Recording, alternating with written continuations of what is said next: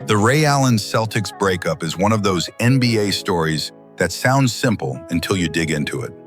The deeper you go, the more you realize this wasn't just a player switching teams. It was years of tension finally boiling over. After the 2008 title, Boston still looked strong, but Ray kept seeing signs he wasn't valued. In 2011, the Celtics tried to trade him for O.J. Mayo. That alone told Ray everything.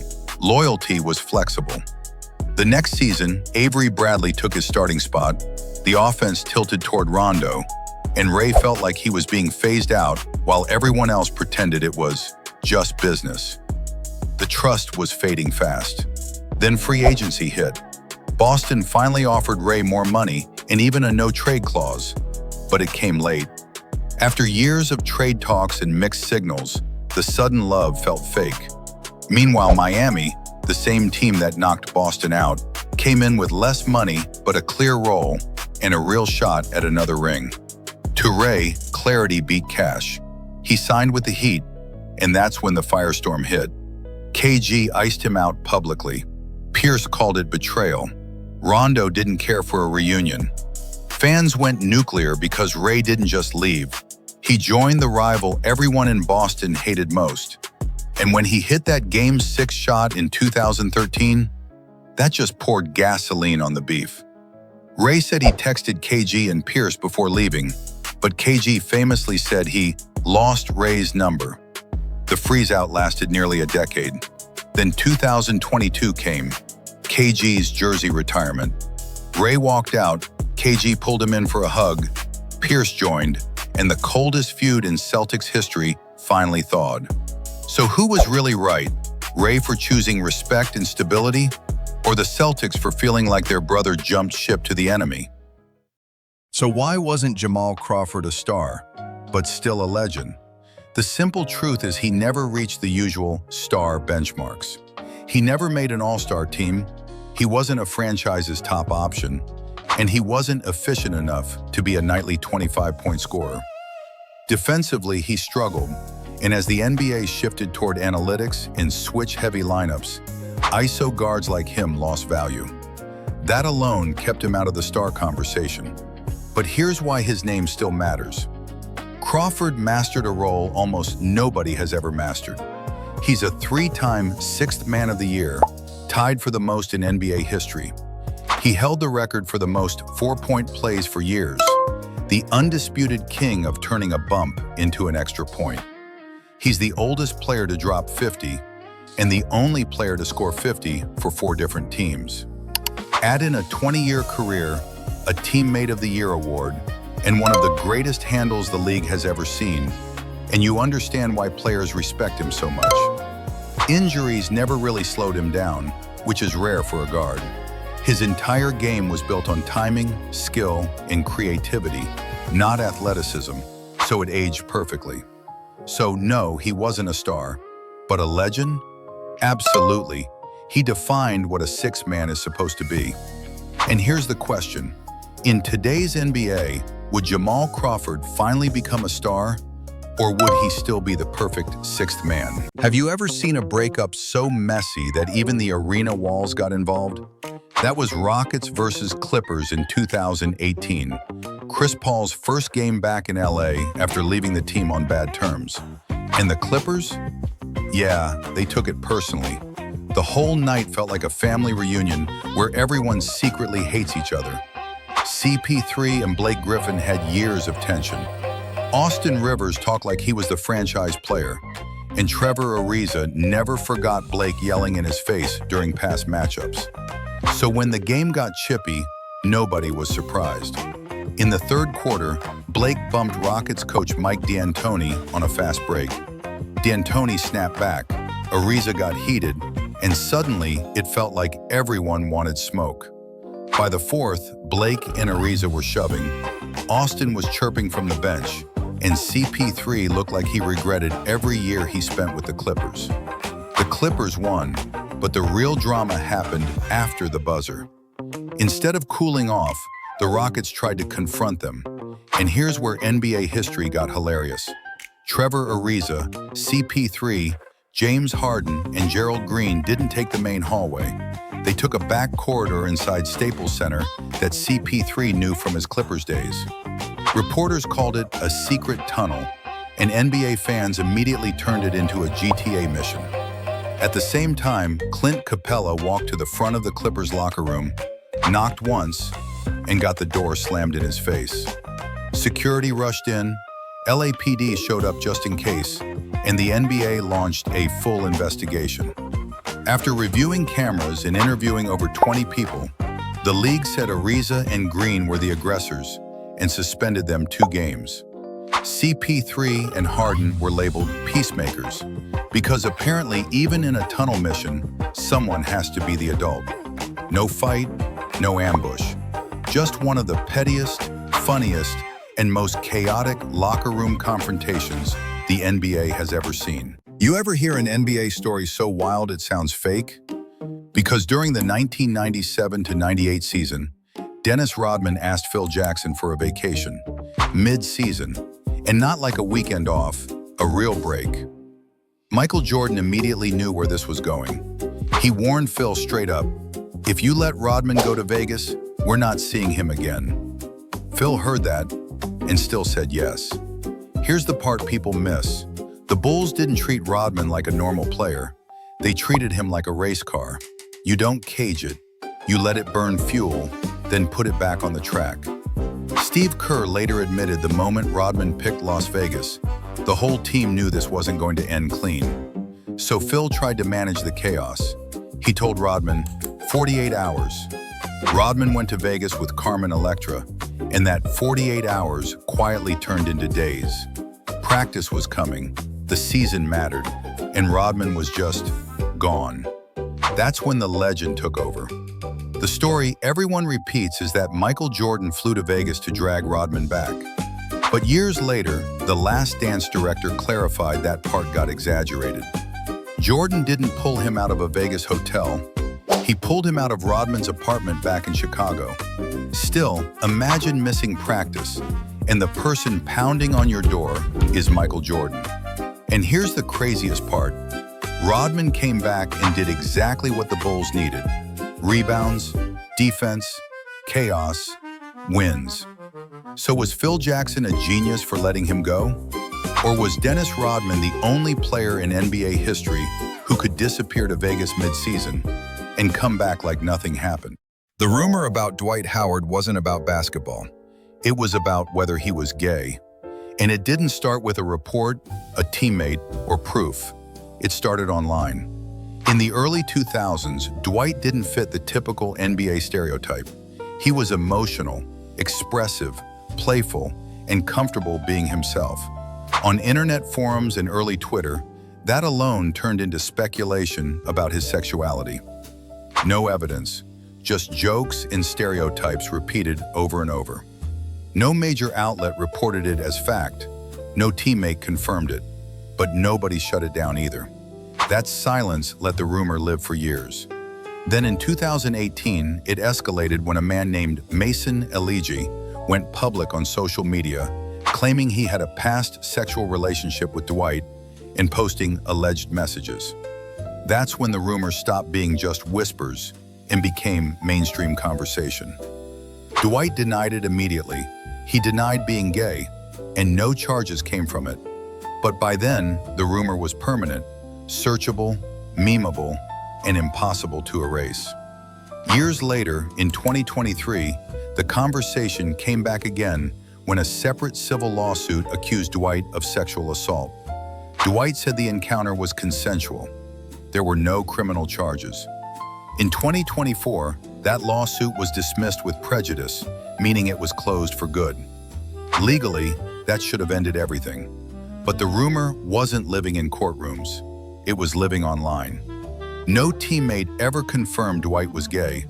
No podcast ever explained it. No ruling ever proved anything. Yet the rumor stuck. So here's the real question. If a rumor about someone being gay is never proven, never confirmed, and legally goes nowhere, why does it still follow them for years? Most people laugh when they see the photo. 7-foot Shaq in a police uniform. They assume it's a joke, but the truth is, it wasn't. Long before podcasts and TV deals, Shaquille O'Neal had an unusual goal. He grew up around military discipline and authority, and even during his NBA career, he talked about wanting to serve after basketball. So instead of waiting for retirement, Shaq decided to start early. In the early 2000s, while dominating the league with the Lakers, Shaq quietly went through police training and became a reserve officer with the LA Port Police. No cameras, no gimmicks, just training and a real badge. Then came Miami. In 2005, during his time with the Heat, Shaq took it further. After nearly a year of training, he was officially sworn in as a Miami Beach Reserve police officer, accepting a symbolic salary of $1 per year. As a reserve, he was legally allowed to wear a badge, carry a firearm, and assist in arrests. People still assumed it was for show, but Shaq kept going. Later that year, he was present during a real incident in Miami Beach and assisted an on-duty officer during an arrest connected to a reported hate crime case. Years later, in 2015, Shaq was sworn in again as a reserve police officer in Doral, Florida, serving without pay. Along the way, he worked on public safety and internet crime awareness programs, becoming the national spokesman for the Safe Surfing Foundation. That's the part most people miss. While other stars were relaxing off the court, Shaq was clocking real hours in law enforcement. NBA champion, Hall of Famer, and yes, a real reserve police officer. You ever notice how every time there's a wild fan moment in the NBA, somehow New York is involved? MSG might be the mecca of basketball, but Knicks fans, man, they built a whole resume of chaos. Let's start way back. Reggie Miller still hates them. He once said Knicks fans think they're God's gift to basketball, and he wasn't joking. They booed him every time he touched the ball, so he dropped 25 points in one quarter just to shut them up. Fast forward to the Carmelo era. Knicks fans booed Porzingis on draft night, then booed Carmelo himself when the team struggled. One MSG reporter even got hit with garbage after a playoff win. Not a loss, a win. Then came the Trae Young saga. 2021 playoffs. F. Trae Young chants shaking the whole arena. Young hits a game winner, takes a bow like he's on Broadway, and the crowd loses it. Next game, a fan literally spits at him from the second row. Knicks banned the guy for life, but the damage was done. That clip is going to live forever. And players notice this stuff. KD called MSG energy dangerous for the wrong reasons. Jimmy Butler said Knicks fans talk trash like they're on the team. Even Knicks players feel it. They get booed at home more than half the league does on the road. So are Knicks fans the worst? I don't know. But if there's one arena where the fans treat every game like a personal rivalry, every player like a villain, and every moment like it's life or death, yeah, it's New York. You ever notice how NBA players used to pull up in baggy jeans, chains, headphones on, and then one day everybody showed up looking like they were late for a job interview? Back in 2005, the NBA dropped a new rule. They said when players arrive at games, talk to the media, or show up at official events, they had to dress professional. No sleeveless shirts, no baggy shorts, no t-shirts or jerseys, no hats or do-rags, no big chains over your clothes. Even headphones weren't allowed when players were out in public. Break the rule? You could get fined. Keep breaking it, and suspension was on the table. Now here's the part nobody needed explained. The NBA never said this rule was about Allen Iverson, but everybody knew who it affected the most. Iverson was the face of that era. Braids, tattoos, baggy clothes, hip-hop culture. Half the league dressed like him because of him. And suddenly, that whole look disappeared. Iverson didn't hide how he felt. He said the rule felt fake. He said it felt like a slap in the face. Like the league was telling him, be great on the court, just don't be yourself off it. And the timing wasn't random either. This came right after the Malice at the Palace, when the NBA was desperate to clean up its image. So no, The NBA didn't ban Allen Iverson, but in 2005, they banned the culture he helped bring into the league. So was this really about professionalism or about control? Before the injuries, Greg Oden was that guy. A dominant 7-footer at Ohio State, elite rim protector, soft touch around the basket, and the backbone of a team that went all the way to the 2007 national title game. NBA scouts weren't debating if he'd be great, just how great. Franchise center, defensive anchor, the kind of player you build 10 years around. Right after he was drafted #1 in 2007, Oden's knee swelled up. What was first supposed to be minor turned into cartilage damage, and then microfracture surgery before he ever played a single NBA game. His entire rookie season was gone. Rehab, hope, restart. He finally debuted in 2008, and when he played, you could see it. The size, the timing, the presence. But the cycle never stopped. Rehab, comeback, pain, shutdown. In 2009, just as things were stabilizing, he fractured his kneecap and lost another season. Then came more surgeries, more microfractures. Years of rebuilding the same knees that kept breaking down under NBA stress. By 2012, Portland had waded through seasons of rehab and setbacks. They waived him. Not because the talent wasn't there, but because the body wouldn't cooperate. Miami gave him one last NBA shot in 2013. Limited minutes, carefully managed, a quiet attempt at survival more than a comeback. After that, teams stopped calling. He tried overseas, but by 2016, Oden admitted the truth. His body couldn't do it anymore. So what happened next? He didn't disappear. He stayed around the game, went back to school, worked with college programs, shifted into player development and mentoring, helping athletes handle the parts of the game no one prepares you for. So here's the real question. If Greg Oden's knees ever held up, are we talking about a Hall of Fame career or one of the biggest what-ifs the NBA has ever seen? A lot of you have been asking for this one, so I actually went back and researched it.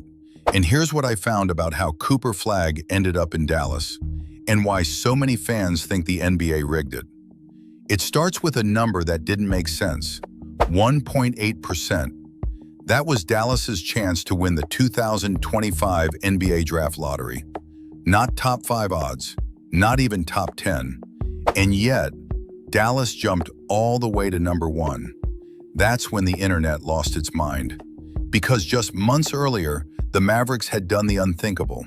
They traded Luka Doncic, a finals-leading superstar, one of the most recognizable faces in the league, and to many fans, the future face of the NBA.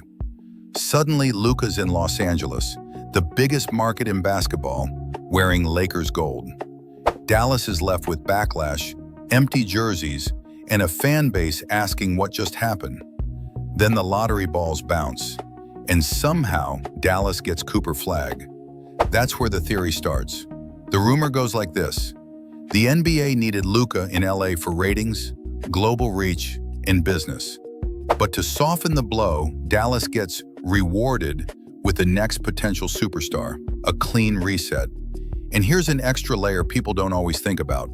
Dallas is still considered a smaller NBA market. And unlike places like Vegas or New York, casino gambling and legal sports betting aren't allowed in Texas. No sports books, no NBA betting lounges, no casino revenue tied to game nights.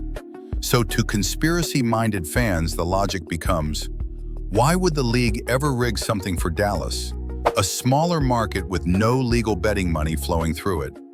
That contradiction is what keeps the debate alive. Add in the fact that the actual lottery draw isn't shown live on TV, just the envelope reveal, and old conspiracy wounds reopen. Frozen envelope vibes all over again. But here's the part that doesn't go viral. There's no verified proof. The lottery is audited. Multiple teams are present. Independent firms oversee the process. And for it to be rigged, dozens of people would have to stay silent forever. So what are we really left with? An outcome that feels impossible. Perfect timing after a controversial trade. A league built on drama. And fans trying to explain something unlikely. Final question. If the NBA didn't rig it, why does it keep feeling like the league always gets the exact story it needs? Most NBA fights happen on the court. This one didn't. In 2015, Matt Barnes and Derek Fisher weren't enemies. They were former teammates, guys who had played together, won together, and trusted each other. At the same time, Barnes was going through a messy separation with Gloria Govan, the mother of his kids. They were already split, but emotions were still raw. Nothing about the situation felt settled. Then Barnes found out Gloria was dating Derek Fisher. Not a stranger, not a random guy, but someone from his own NBA circle. Here's the part most people get wrong. This wasn't planned. No one called Barnes. Fisher didn't invite him. There was no setup. One night in October 2015, Barnes went to Gloria's house to check on his kids during a small gathering. When he arrived, Derek Fisher was there. That surprise changed everything. Words were exchanged, tension spiked fast. What started as an unexpected encounter turned physical. Police were called to the scene. Officers responded. After reviewing what happened, no arrests were made and no criminal charges were filed. When the story broke, headlines exploded. Reports claimed Barnes drove 95 miles in the middle of the night just to confront Fisher. Barnes pushed back, saying that version made it sound calculated when it wasn't. He said he didn't expect Fisher to be there at all. Even without charges, the NBA stepped in. The league investigated and later suspended Barnes 2 games without pay. Fans immediately took sides. Some saw it as betrayal between teammates. Others saw a personal situation that spiraled out of control. But the truth sits in the middle. This wasn't basketball beef. It wasn't premeditated. It was a collision of personal lives at the worst possible moment. And it became one of the most talked about off-court moments in NBA history. Is dating a former teammate's ex ever off limits? Quick question. How does a city with real basketball culture lose its NBA team? Because the Supersonics didn't leave Seattle due to weak fans. They left because of an arena and money war. The Sonics played at Key Arena, and by the mid-2000s, it was outdated and also one of the smallest arenas in the NBA. Ownership pushed for a major renovation and asked for public funding, but state leaders refused to approve the deal. That's when the situation stopped being about basketball and became about business. In 2006, Howard Schultz, the private owner of the Seattle Supersonics, who also happened to be the CEO of Starbucks, sold the team to an ownership group led by Clay Bennett. The new owners publicly promised a good faith effort to keep the team in Seattle. But without an approved arena plan, that promise quickly fell apart. Meanwhile, Oklahoma City was already ready. They had just successfully hosted the Hornets after Hurricane Katrina, sold out games, and proved to the NBA they could support a team. An arena solution was already in place. Seattle tried to fight back. The city sued to enforce the Sonics' Key Arena lease, which was supposed to keep the team in Seattle until 2010. But in 2008, the lawsuit ended in a settlement. $45 million paid to break the lease, and the door officially opened. Now let's talk about the fans. Seattle was never a weak basketball city. During the 90s, the Sonics sold out Key Arena, made a finals run, and had one of the loudest crowds in the league. Attendance dipped later, but the passion never disappeared. The building just got old. So the truth is simple. Seattle didn't lose the Sonics because fans didn't care. They lost them because the arena deal failed, and business moved faster than loyalty.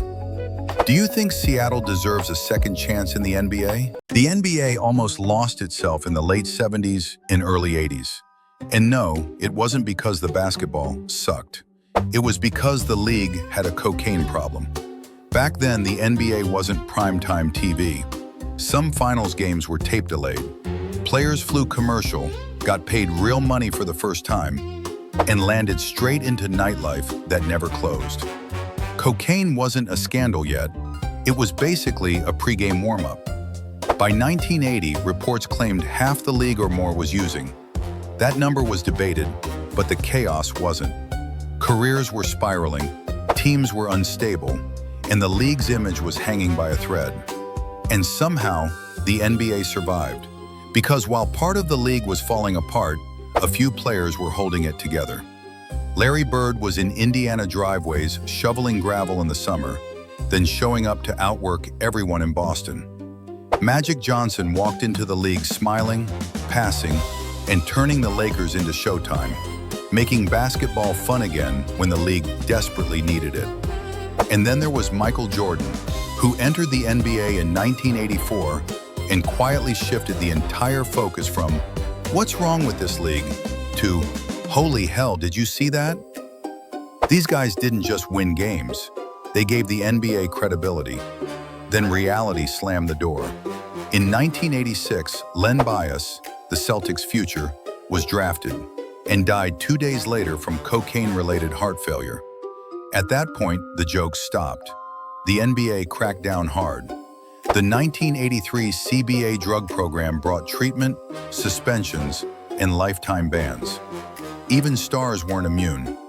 Michael Ray Richardson, a multiple-time All-Star, was banned in 1986. Message received. By the late 80s, the chaos faded. The league cleaned up. Bird, Magic, and Jordan carried it across the finish line. The modern NBA didn't just rise because of talent. It survived because a few players showed up, while everything else was falling apart. In January 2018, the Celtics lost to the Lakers by 1 point. Just another regular season game. Until it wasn't. After the buzzer, Marcus Smart walked into the tunnel and punched a glass picture frame. The glass shattered. And this wasn't a small cut. Doctors said his tendons were exposed. If even one tendon was sliced, his season was probably over. Maybe worse. Instead, somehow, he missed only 11 games. Boston still made the Eastern Conference Finals. Game 7, against LeBron. Smart later took full responsibility and called it a mistake. No excuses, just frustration boiling over. Now here's where the story gets a little interesting. Officially, it was about the loss, but an unconfirmed rumor floated around that it wasn't the game at all. It was Smart being upset over photos someone posted on social media that he didn't like. No reports ever confirmed that. No quotes, just locker room chatter that never went anywhere. Either way, the result was the same. One emotional moment nearly changed everything. Years later, Smart has admitted his hand still bothers him sometimes. If that cut goes a little deeper, we're probably telling this story very differently. Most people see Christmas as a day off. For Kobe Bryant, it never was. The NBA treats Christmas like a showcase day. Big stars, big matchups, national TV. And for almost 2 decades, Kobe was right in the middle of it. He played 16 Christmas Day games, more than anyone in NBA history at the time. That wasn't by accident. The Lakers were always featured, and Kobe never turned it down. Across those games, he scored 395 total points on Christmas, which stood as the all-time record for years. To Kobe, it wasn't about the holiday, it was about the stage. One of the most famous moments came in 2004, when Shaquille O'Neal returned to Los Angeles for the first time after leaving the Lakers. It was Christmas Day. The whole league was watching. Kobe dropped 42 points and treated it like a statement. By the time his final Christmas game came in 2015, Kobe said playing on Christmas had become part of his family routine. That's how normal it was for him to spend the holiday on a basketball court. While most people were opening gifts, Kobe believed someone else was working, and he refused to let that be true. Merry Christmas to everyone still putting the work in. Ever heard the Honey Nut Cheerios line and thought, wait, did KG really say that to Carmelo? January 7th, 2013, Celtics versus Knicks at Madison Square Garden. Melo and Kevin Garnett are chirping all game, Both get hit with texts, and when it ends, Melo isn't done. ESPN reported Melo went looking for KG in the tunnel area outside the Celtics locker room and later by the team bus, with MSG security and even NYPD stepping in so it didn't turn into a scene. Teammates, including Tyson Chandler, were trying to pull Melo back, but he was locked in. 2 days later, the NBA suspended Melo 1 game for attempting to confront Garnett multiple times after the buzzer. Then the internet took over. The viral story became, KG disrespected Lala with a super specific Cheerios quote. If it was real, the meaning is obvious. It's not basketball talk, it's family talk, and that's the line most players don't cross. But here's the twist. Lala later wrote that the Cheerios quote never happened. KG denied it too, saying he never brought up Melo's wife at all. Paul Pierce has also said he asked KG, and KG told him that line wasn't real. Even Melo, years later, has basically said KG said something wild and out of pocket, but not the exact meme quote. So what was it? The exact words were never confirmed publicly, which is exactly why the rumor lived forever. One real argument, one private line that crossed it, and the internet filled in the blanks with something repeatable. If the quote was fake, but the reaction was real, what do you think KG actually said? Gilbert Arenas once told one of the coldest breakup stories in NBA history. He bought his girl a $400,000 engagement ring. 8 days later, they broke up. Arenas said the first thing that hit him wasn't heartbreak, it was regret. In his words, that was a waste of money. I want my ring back. So he did something wild. He had a fake version of the ring made, then called her like nothing happened. Hey babe, I miss you. I want to make things right. According to Arenas, he faked an entire relationship for months. Dinners, trust, acting normal, all just to get close enough to switch the rings. Once he got the real one back, they broke up again. Then things went public. She went online claiming she made over $500,000 from him. So Arenas posted a photo with the real ring, just to prove a point. That's when she checked hers and realized it was fake. She sued him, claiming he took the ring back illegally. Arenas says she lost the case, and by that point, the real ring was already sold. No big speech, no apology tour, just one of those stories that makes you sit there like, this only happens to NBA players. Everybody knows white chocolate for the crazy passes, but his NBA career is way more than just highlights. Jason Williams grew up in West Virginia, blew up in college, and had talent nobody could ignore. Even with some early mistakes, the Kings still drafted him 7th overall in 1998. From day one in Sacramento, he was must-watch. Elbow passes, no looks, behind-the-back dimes. Crowds came just to see what he'd try next. The nickname White Chocolate stuck for a reason. But here's the part people forget. The NBA wasn't fully sold. The flash came with turnovers, and coaches wanted him to slow it down. After 3 seasons, Sacramento traded him for Mike Bibby. At the time, it felt like the league saying, we need control, not chaos. In Memphis, things changed. Same creativity, but tighter decisions. He learned how to actually run a team instead of just entertaining one.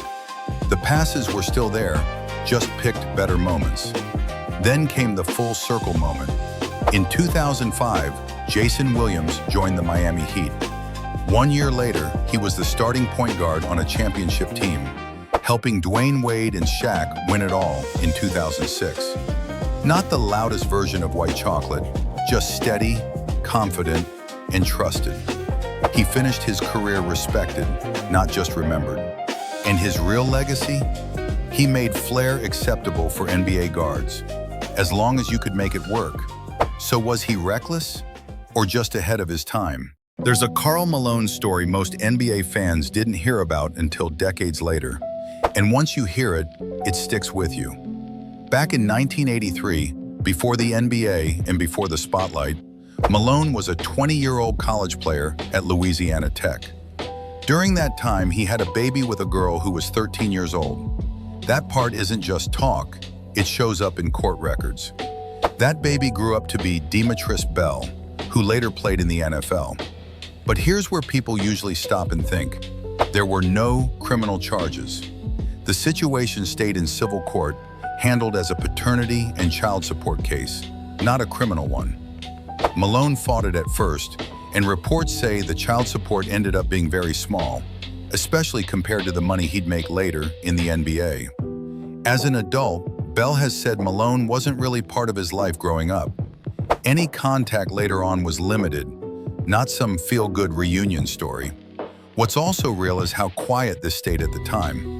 During Malone's playing career, this barely came up publicly. It only resurfaced much later, when people started revisiting parts of NBA history that never made headlines back then. And that's why this story still gets talked about today, not because of rumors or speculation, but because of what the public record already shows. So why did this stay so quiet for so long? The NBA has some wild stories, but this one sounds fake even by NBA standards.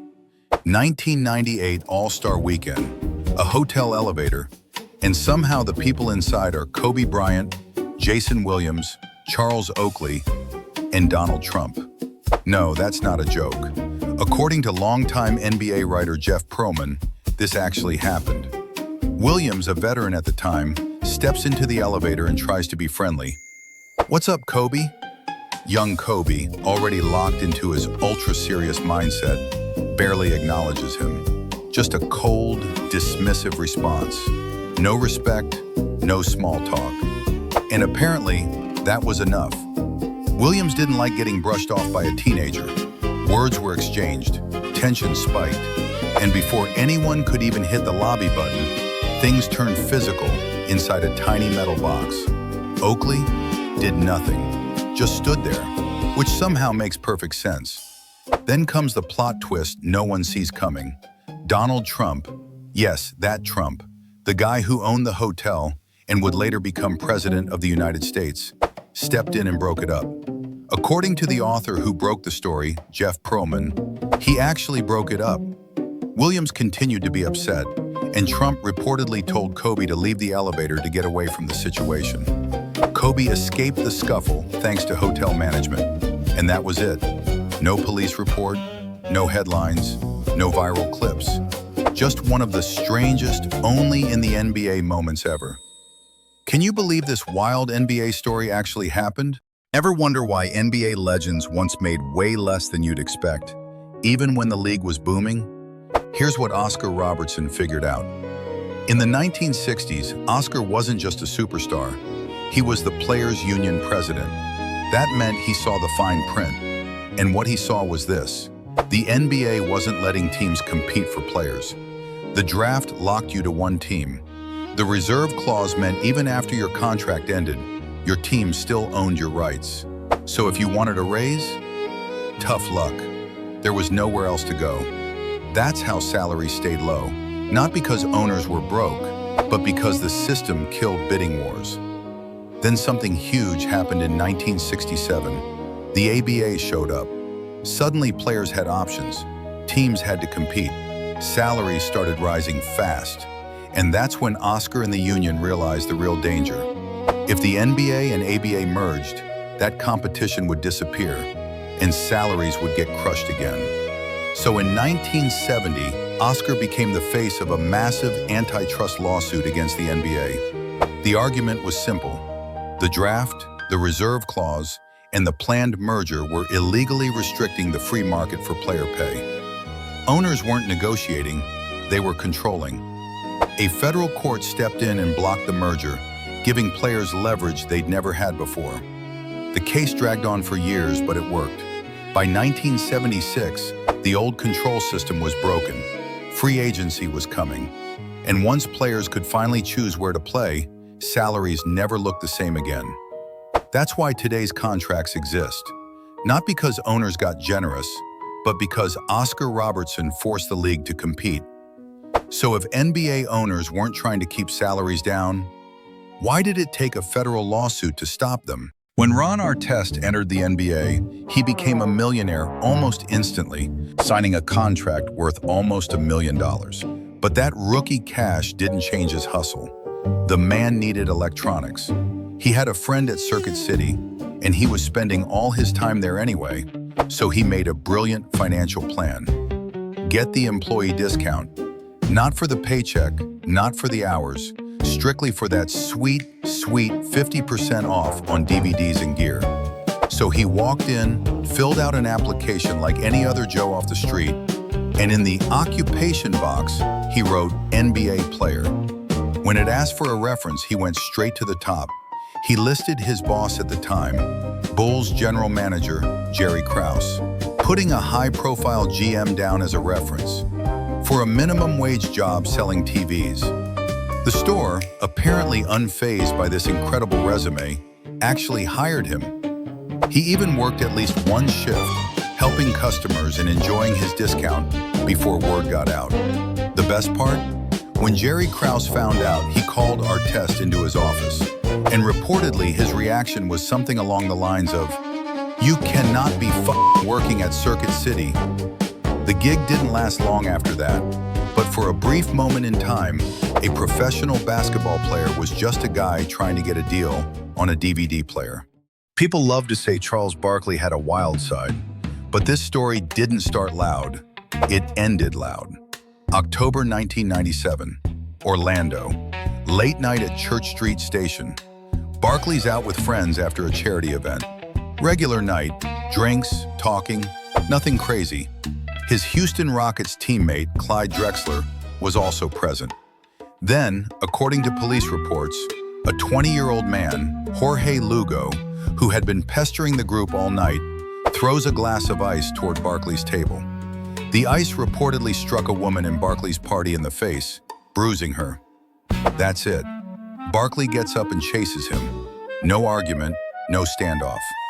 Police say Barkley, ignoring an off-duty officer who tried to intervene, picked the 5'2" Lugo up and threw the man straight through a plate glass window. Cops arrive fast. Barkley is arrested on the spot and charged with aggravated battery and resisting arrest without violence. He spends about 5 hours in jail, posts $6,000 bond, and the story explodes nationwide. The injuries turn out to be minor, a cut on the arm, but the image is already locked in. Superstar, broken glass, flashing lights. Months later, the civil lawsuit is settled quietly. Lugo reportedly received a settlement of around $75,000 for not pressing charges. And when reporters asked him about the incident later, Barkley joked that the only regret he had was that the window was on the first floor. One night, one reaction, and a story that stuck long after the glass was swept up. Darko Milicic was drafted 2nd overall in 2003, ahead of Carmelo Anthony, ahead of Chris Bosh, ahead of Dwayne Wade. Only LeBron James went before him. He was 17 years old, 7 feet tall, and looked like a created player in a video game. NBA GM saw a European Dirk with a mean streak. They assumed the greatness would just happen. It didn't. Darko landed in Detroit, a blue-collar championship team that had zero patience for a teenager who didn't know how to set a screen. He became the human victory cigar, only checked in when the game was already won. While his draft class was winning MVPs and gold medals, Darko was bleached blonde and bitter on the bench. He started sabotaging his own career. When the Timberwolves GM called to trade for him, Darko was brutally honest. He said, "Don't trade for me. I'll ruin your team. I'll fuck up your chemistry." They didn't listen. He bounced to Orlando, Memphis, New York, and Minnesota, but the label of bust followed him like a shadow. By his late 20s, Darko didn't just hate the NBA, he hated the ball. In 2012, he walked away from the millions, moved back to Serbia, and disappeared. But he didn't go broke. Instead of chasing a glory days comeback, Darko treated his NBA earnings like a seed. He bought 125 acres of Serbian soil and traded his jersey for a tractor. He didn't just buy a farm, he obsessed over it. He traveled to Italy to study irrigation, mastered export logistics, and learned the science of soil. He invested $8 million of his career earnings into what is now a massive commercial operation. Today, Darko isn't a what if, he's a CEO. Public estimates put his net worth around $20 million, fueled by an orchard that exports apples to Russia and Dubai. He's already planning his next move into high-margin cherries. No more arenas, no more bust chance. Just a man who realized that if he couldn't grow in the NBA, he'd grow something better in the dirt. One career ended, a better one began. The NBA has seen busts, it's seen injuries, but Andrew Bynum might be the rare case where talent wasn't the problem, motivation was. He entered the league straight out of high school in 2005. 18 years old, 7 feet tall, the youngest player to ever step on an NBA floor. And for a while, the hype was real. By 2012, Bynum was an all-star starter, nearly 19 points and 12 rebounds a night. One of the most dominant bigs in the league when he actually played. The Lakers even hired Kareem Abdul-Jabbar to mentor him, specifically to unlock his footwork, discipline, and ceiling. That's how serious they were about him. Then everything flipped. The Lakers trade him to Philadelphia in the Dwight Howard blockbuster. Sixers fans thought they finally got their guy. They never saw him play a single game. Official reason? Knee issues. Confirmed detail: a rehab setback while bowling. Yes, bowling. From there, the stories got messier. Reports said he skipped rehab timelines. Teammates questioned his focus. Rumors followed him everywhere. Weird haircuts, half-hearted practices, zero urgency. Some swear he hated basketball. Others say he just hated what basketball demanded. Cleveland tried next. That lasted 24 games. He was suspended for conduct detrimental to the team, which in NBA language means, we're done pretending this is fixable. Indiana gave him one last chance. 2 games in, his knees swelled again. And that was it. And then this. By most accounts, Bynum didn't seem bitter afterward. If anything, he seemed relieved. Which leaves the question nobody can agree on. What if Andrew Bynum had a real competitive fire? Does he become an all-time great? Or do the knees still win? What if the NBA didn't uncover its biggest scandal because someone cheated, but because someone talked too much? Tim Donaghy wasn't a star. That was the advantage. For years, he blended in. Then around 2003, he started betting on NBA games. Not guessing, knowing. By 2006, the system was almost childish. Donaghy used what prosecutors later called an 8th grade code. No encryption, no burner phones. If he said the middleman's brother Chuck, the one living in Philly, it meant bet the home team. If he said Johnny, the brother who lived out of state, it meant bet the road team. That's it. That was the code. And it worked. So well that professional gamblers tied to the Gambino crime family got involved. Donaghy wasn't just winning, he was getting paid per correct pick. First $2,000 a game, then $5,000. Missed too many, and the threats weren't about money anymore. They were about his family. Cash piled up fast. His wife later said she found stacks of $100 bills hidden inside his NBA referee jacket, so thick they were the size of an orange. The NBA didn't notice any of this. Vegas did. Betting lines started moving before injury reports, before lineups. Always around games, Donaghy worked. The FBI tapped his phones while he was still officiating. That's when something else surfaced. During the scandal window, Donaghy made 134 phone calls to fellow referee Scott Foster, most under 2 minutes, often right before or after games. Foster was never charged, still referees today. The calls? Never fully explained. In July 2007, the story leaked. Donaghy resigned overnight. In August, he pleaded guilty. In 2008, he got 15 months in federal prison. Today, Tim Donaghy is free, The games are final. The calls still aren't explained. So here's the real question. If one ref could do this for years, how sure are you it only happened once? Before he became that headline, Latrell Sprewell was pure electricity, a massive star with a real edge and a "don't talk to me crazy" vibe. Golden State was trying to change its culture in 1997, and the irony is they literally marketed it. They rolled out a tough love campaign called "No More Mr. Nice Guy," showing coach PJ Carlesimo on billboards in dark shades and a leather jacket. Then practice happened.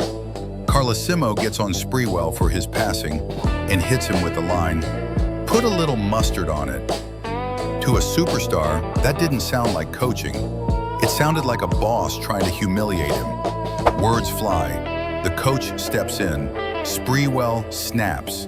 He grabs his coach by the throat and holds on for about 15 seconds while teammates scramble to pull him off. But here's the part that turned it into a national scandal. He came back 20 minutes later, after showering, and tried to go at the coach again. Now, it's not just a heat-of-the-moment mistake. It's a choice. The NBA went nuclear. They banned him for a year, and the team tried to cancel his $23 million contract. Years later, Sprewell famously told 60 Minutes it wasn't a choke because the coach could still breathe. So, what do you think? Was Sprewell a ticking time bomb? Or was this a workplace environment that was destined to explode? Nobody fears a nickname more than the Black Mamba. So how did Brian Scalabrine, an end-of-the-bench role player, end up with the White Mamba? No, it wasn't because he was secretly elite. And no, it wasn't random either. According to Scalabrine himself, it started as a joke. He was obsessed with Kobe's shoes and customized a white snakeskin pair online. When he showed them off, he joked and called them White Mamba 1.0s. That was it, just a joke. But then it got said on air. And once NBA fans hear something funny even once, it's over. Suddenly, fans are yelling, "White Mamba!" when he checks into games. Broadcasters repeat it. Boston leans all the way in. And Scalabrine? He doesn't fight it, he embraces it. That's what made it legendary.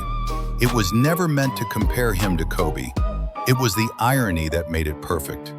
Years later, when Scalabrine started destroying regular people in one-on-ones and said, "I'm closer to LeBron than you are to me," the nickname aged like wine. So tell me, is this the funniest story behind an NBA player's nickname?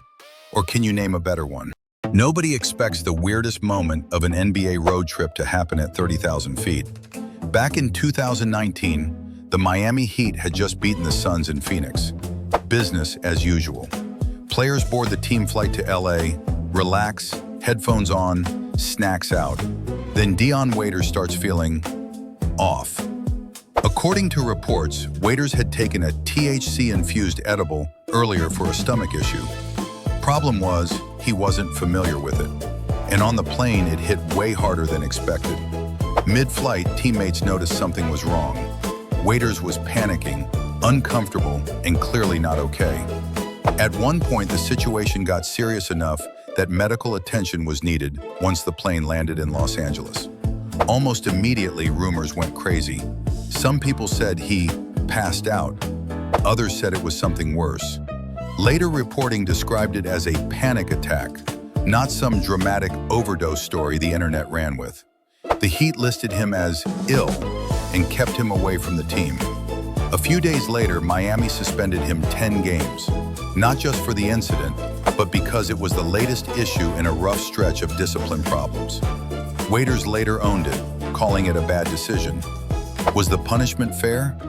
Or was this blown way out of proportion? Why Stephen Curry didn't get a Nike signature shoe. In 2013, Stephen Curry was already established. He wasn't a project. He wasn't a gamble. He was the Warriors franchise player, and his shooting was starting to change how defenses played. Nike had him under contract.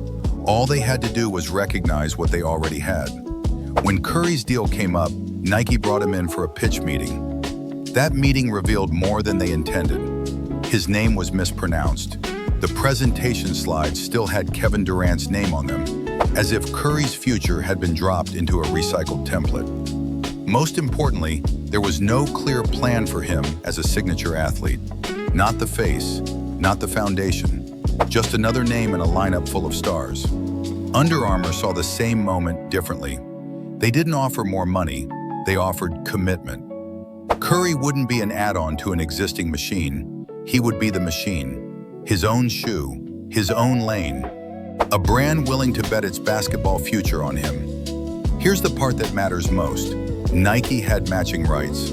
They could have kept him. They chose not to. Years later, it looks like one of the most expensive misreads in sports.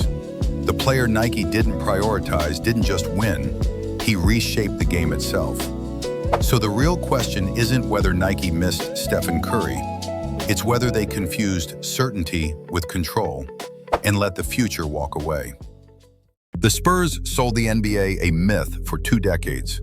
Culture over ego, family over fame, accountability over everything. Then 2010 happened.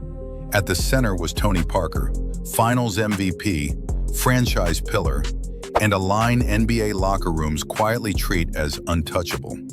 According to reports from ESPN and other outlets at the time, Parker's marriage to Eva Longoria ended after she discovered hundreds of intimate text messages on his phone. The other woman wasn't a stranger. She wasn't a fan. She wasn't outside the circle. She was Erin Barry, the wife of Parker's former Spurs teammate, Brent Barry. Parker admitted to the texting. He denied a physical affair. Erin Barry denied everything, and yet no one spoke publicly. Brent Barry never accused Parker, never defended him, never addressed it at all. The Spurs didn't issue a statement. No discipline was made public. Behind that silence, multiple reports suggested the situation caused real internal tension. Core players were reportedly upset, and head coach Greg Popovich was said to be furious. One report even suggested Popovich would have traded Parker immediately, but a 4-year, $50 million contract extension signed just a week earlier made it nearly impossible. Parker later said publicly that he had the support of his teammates and coaches, and the season moved on. Popovich was quoted as saying, "We don't deal in rumors, we deal in championships," effectively closing public discussion. That silence is why this story never fully disappeared, because when facts stop, rumors fill the space.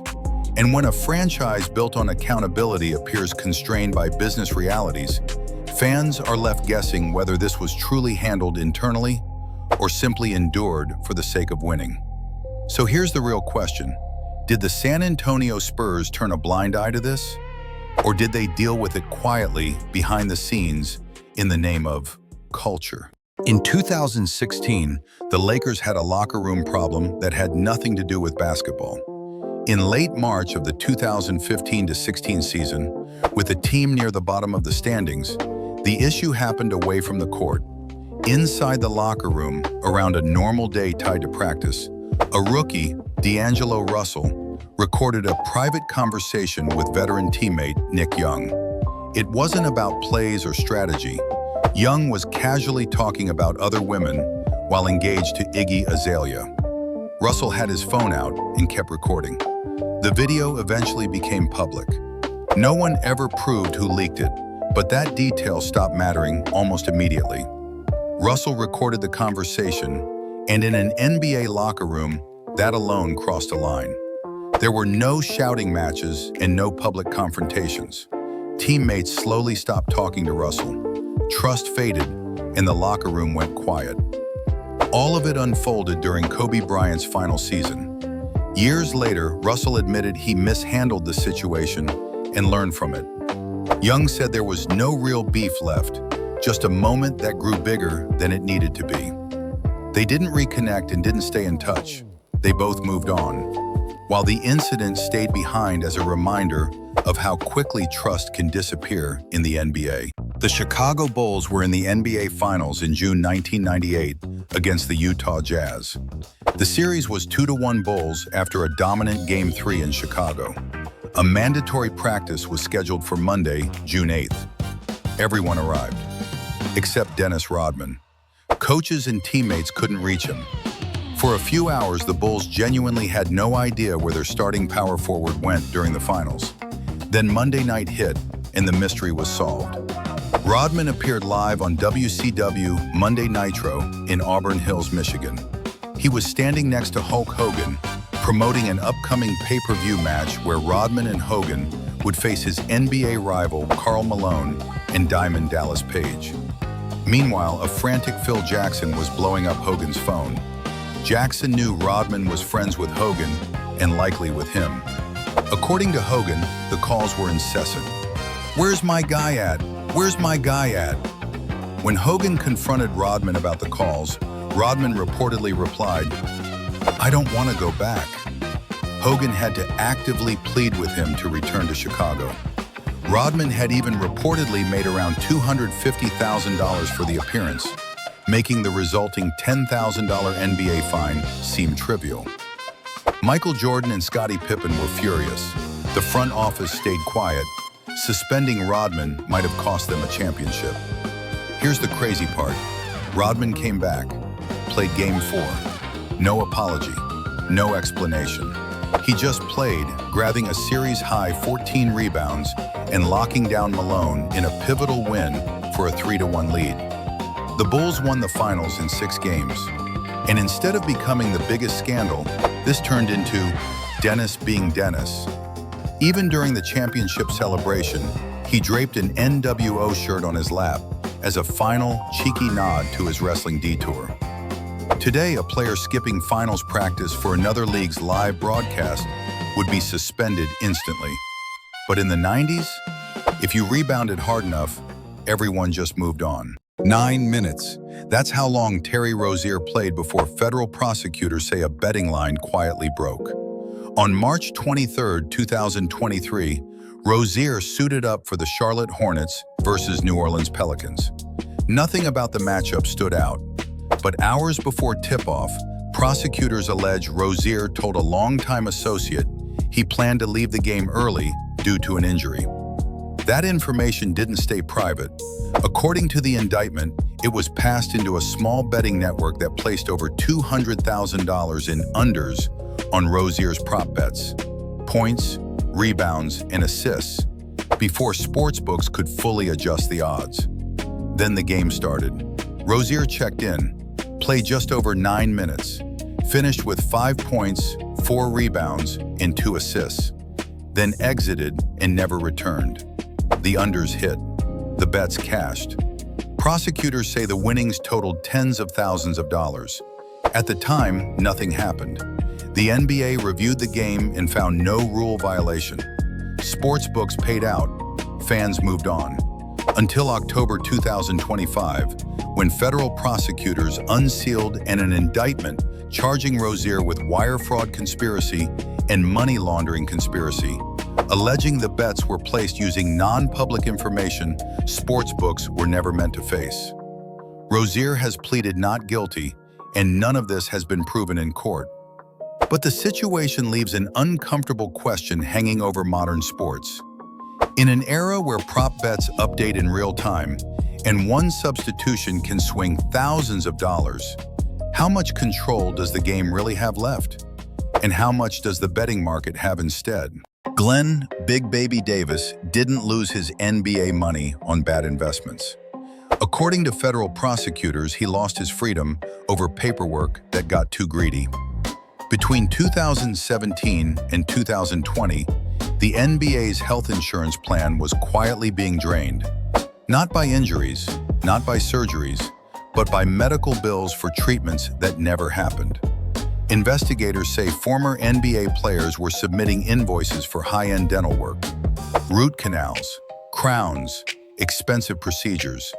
The claims looked clean, too clean. Then came the smoking gun. One invoice tied to Glenn Davis billed $27,200 for 15 root canals in Los Angeles. On a day his cell phone GPS placed him in Las Vegas. Days later, records showed him boarding a flight to Paris. No dentist, no chair, just a claim sent anyway. Prosecutors say players shared invoice templates, copied formats, and learned what the plan would reimburse without asking questions. At the center of it all was Terrence Williams, a former first-round pick described as the ring's organizer.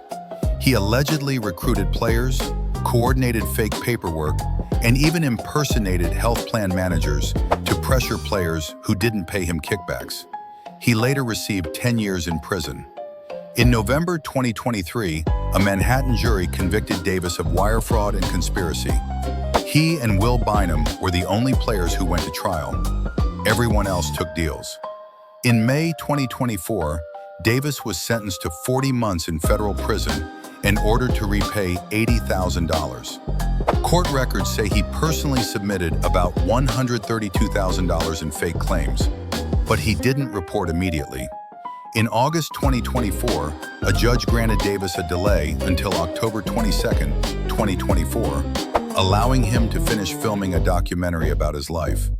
When he finally reported to federal prison later that month, the NBA chapter officially closed. After sentencing, Davis went live on Instagram, joking that prison was God's way of stopping him from eating hamburgers and Cheetos, saying he'd come out looking like The Rock.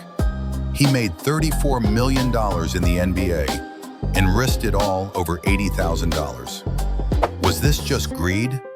Or does it expose how fast athletes lose identity and structure once the noise disappears? December 2002, Golden State versus Portland. Tie game. Rasheed Wallace hits a buzzer beater, and the Portland Trail Blazers steal the win on the road. But under the basket, the game was still very much alive. Bonzi Wells and Chris Mills are tangled up fighting for position as the shot goes in. Instead of letting go, they keep pushing. Words turn into shoves. Shoves turn into chaos. Players rush in. Troy Murphy throws punches. Ruben Patterson gets involved. Security floods the floor. Fans start throwing stuff. Gum, bottles, whatever's within arm's reach. At one point, Rasheed tries to go after a fan who threw something at him before teammates pull him away. You'd think that's where it ends. It doesn't. After the teams leave the floor, Mills reportedly tries to get into Portland's locker room. He stopped. Situation cooled down for about 5 minutes. Because outside the arena, as the Blazers team bus is trying to leave, Mills pulls his SUV in front of it and blocks the exit. Gets out, challenges the team. A post-game argument had officially moved to the parking lot. Oakland police are called in. The bus gets escorted out. No fight happens, but the message is clear. This night was not done yet. The NBA wasn't amused. Mills gets suspended 3 games. Wells gets 2. Rasheed gets fined. All from one buzzer beater that somehow turned into a full-scale parking lot standoff. What if one of the NBA's biggest scandals didn't happen on the court, but in a mansion at 2 a.m.? February 2002, former NBA All-Star Jason Williams closes out the night at a New Jersey restaurant with a $1,600 tab. Premium liquor, cigars soaked in scotch, the full "nothing applies to me" treatment. 11 guests inside. Outside, waiting quietly, is Gus Christophe, a 55-year-old limo driver. Sober, alone, just there to take people home. Instead, he gets invited inside the mansion. According to Williams, he starts showing off a loaded 12-gauge shotgun from his gun collection. No safety check, one mistake, one blast. Christophe collapses. But the gunshot wasn't the end of the story. Prosecutors said what followed looked less like shock and more like damage control. Witnesses testified the shotgun was placed in the victim's hands. Blood-stained clothes were removed. Williams allegedly jumped into his indoor pool to wash away residue. And when emergency services were finally called, nearly 45 minutes later, the message was clear. He shot himself. At trial, the defense argued the gun was faulty, a mechanical failure, no intent. The jury agreed enough to acquit him of the most serious charge. But they didn't buy everything. Williams was convicted on multiple counts tied to lying and obstruction. Years later, facing another trial, he took a plea deal and went to prison. The victim's family said the punishment didn't fit the loss. Prosecutors said the death was completely preventable. So here's the question that still lingers. If this happens in a small apartment instead of a mansion, does anyone really believe the ending stays the same? What's the most expensive thing you could buy for $20 in the NBA? In the 2020 bubble, the coffee was trash. So Jimmy Butler brought one coffee machine to his hotel room. Players started lining up. Jimmy charged $20 a cup. No discounts, no teammates rate.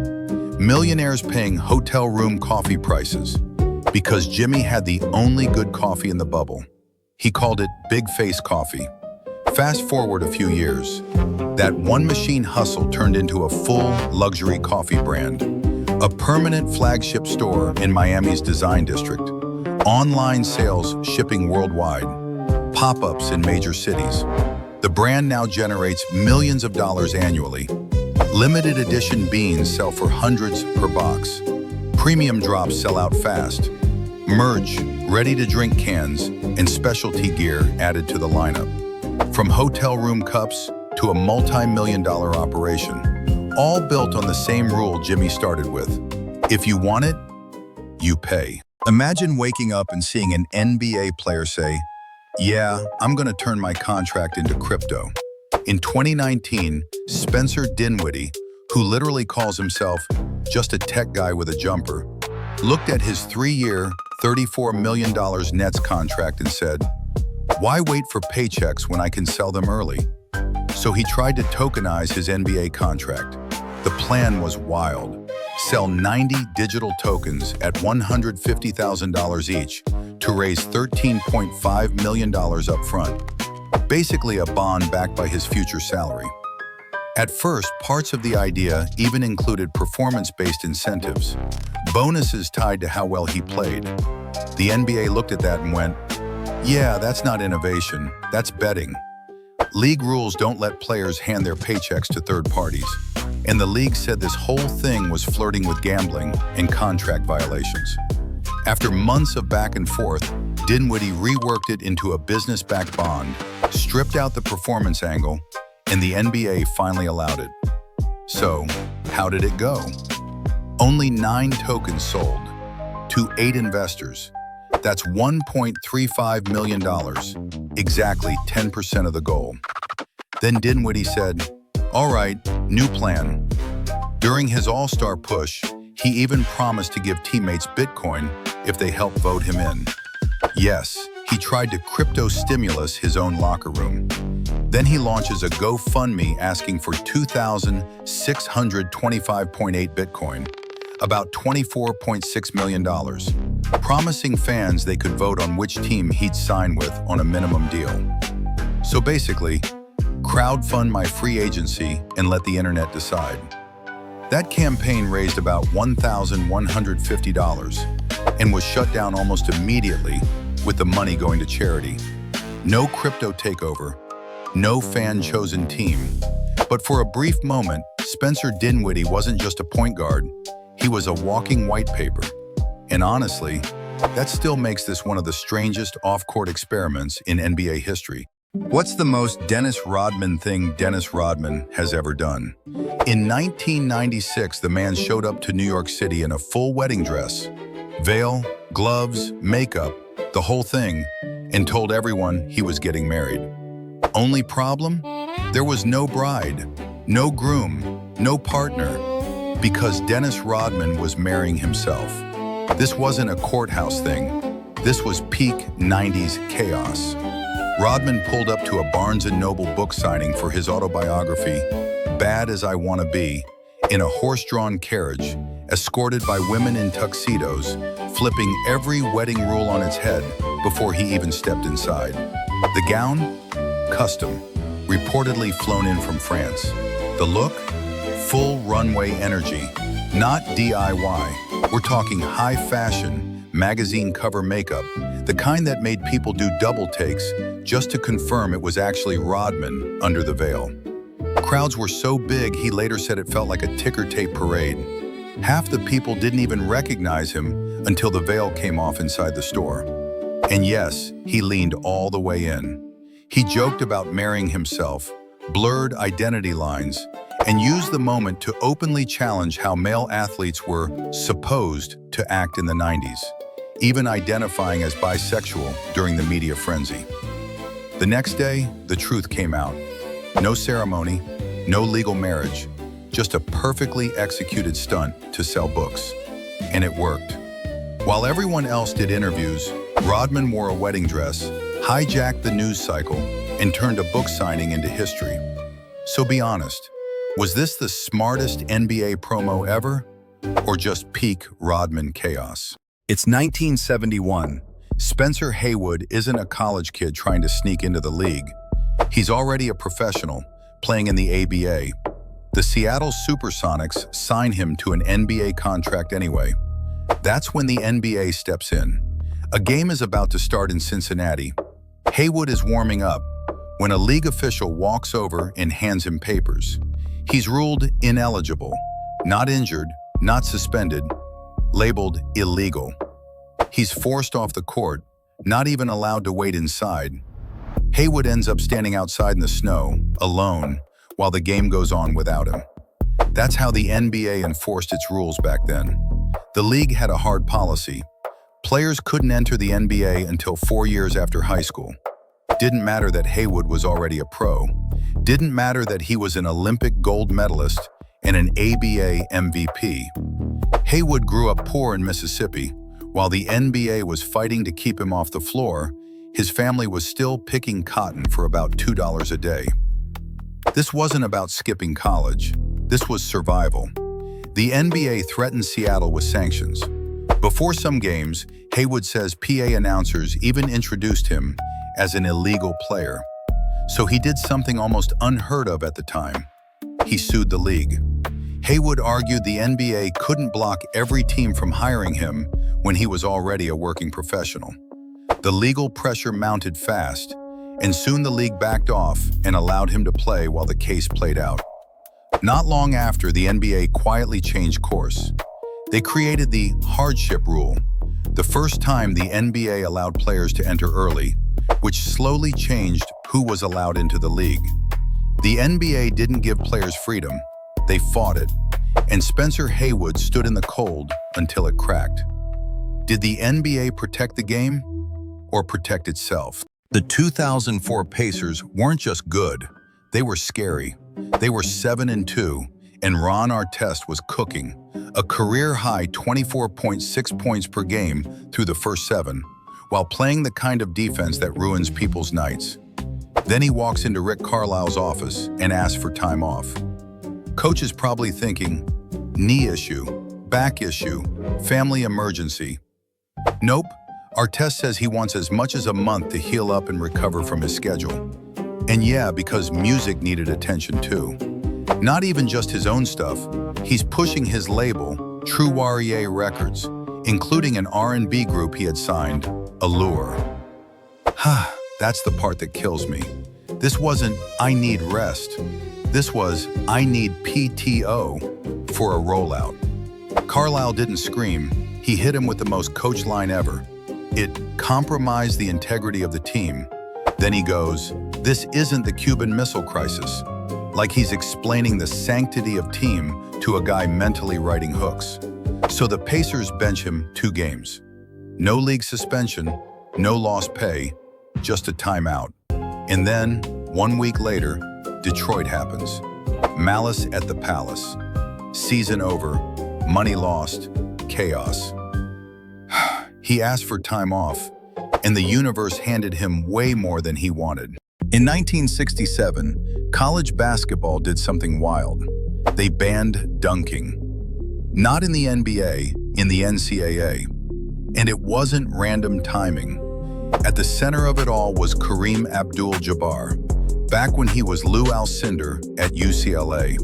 7'2", unstoppable at the rim, dunking like the rules didn't apply to him.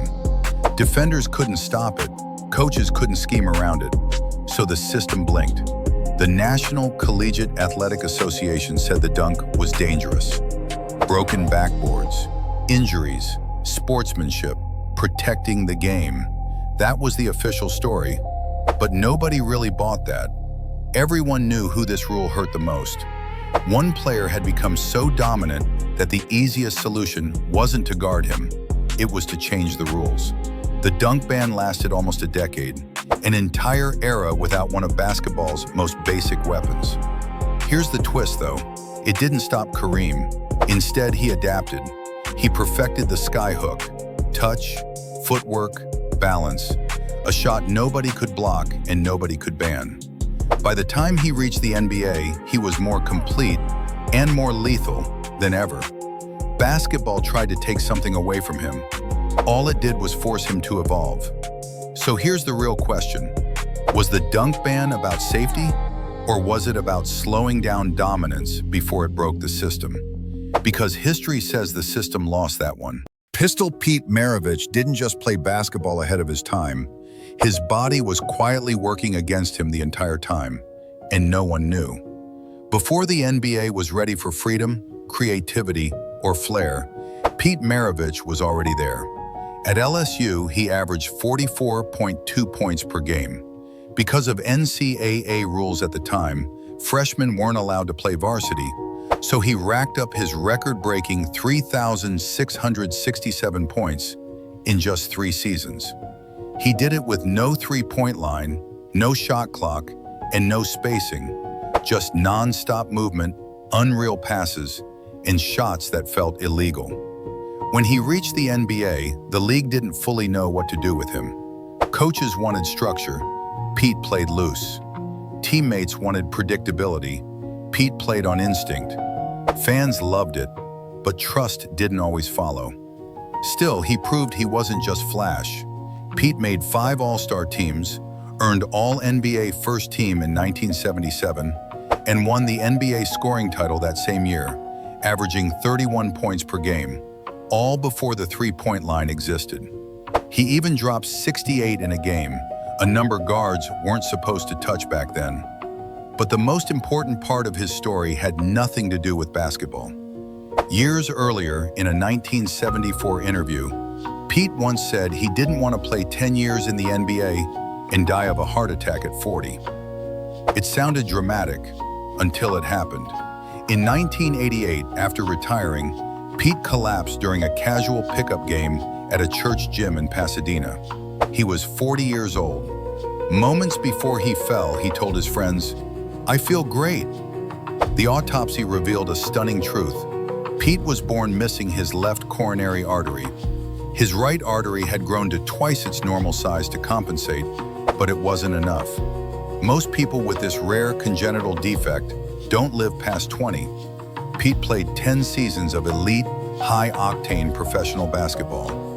It wasn't drugs, it wasn't burnout, it wasn't bad luck. He played his entire life with a heart that was never fully built to survive it. We always wonder what Pete would have done with a three-point line. But maybe the bigger question is, how did he do all that with only half a heart? In January 2009, Eddie Curry was already losing New York. Bad conditioning, worse contract, fans counting his calories from the stands. And then, somehow, things got worse. Because the lawsuit didn't come from the Knicks. It didn't come from the NBA. It came from his personal driver. Yes, the guy who drove him places. The driver files a civil lawsuit, and it's not light reading. He claims working for Curry meant dealing with constant abuse, humiliation, and a work environment so uncomfortable it made Madison Square Garden look peaceful. According to the complaint, Curry allegedly mixed money, power, and intimidation. The details? Wild. The driver claimed Curry hurled racial and religious insults at him. He alleged Curry threatened him with a firearm. He even claimed he was forced to clean up evidence of Curry's affairs. Not driving, not errands, damage control. Oh, and apparently he was still owed $96,000. Meanwhile, Curry's finances were also falling apart. Around the same time, reports say he asked the Knicks for a $2 million salary advance. So while the driver says he's broke, Curry might have been too. Curry denies everything. His lawyers say it's a shakedown. And instead of letting this play out on court TV, they point to the contract. Arbitration clause. Judge agrees. Case disappears. Then, because 2009 wasn't done cooking, tragedy strikes days later, and Curry's life completely collapses off the court. Years later, Curry admits the lawsuit ended in a settlement, reportedly around $300,000. No guilt admitted, no truth declared. And somehow, years later, the driver sues him again, saying Curry talked too much about it. So was this a legitimate case of abuse, or just a high-stakes shakedown of a struggling star?